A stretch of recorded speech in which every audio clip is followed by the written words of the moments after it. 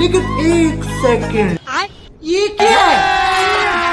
अभी मजा आएगा ना भिड़ो। भैया खाना कैसा बना? दीदी एक नंबर दीदी। और कुछ लेके आओ? दीदी बहू ये कौन है? ये तो मम्मी जी बाहर शराब निकाला था तो मुझे कौवे नहीं मिले तो मैं 2 कलवे ले आई।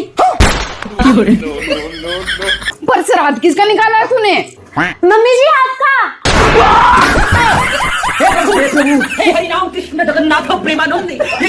मम्मी जी मुझे याद था, आपने कहा था सामने वाली से 2 कदम आगे चलना। मम्मी जी आज उसने अपनी सास का श्राद्ध निकाला।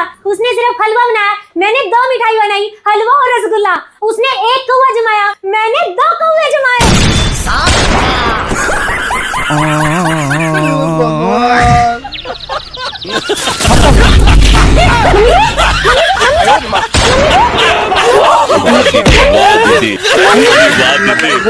दीदी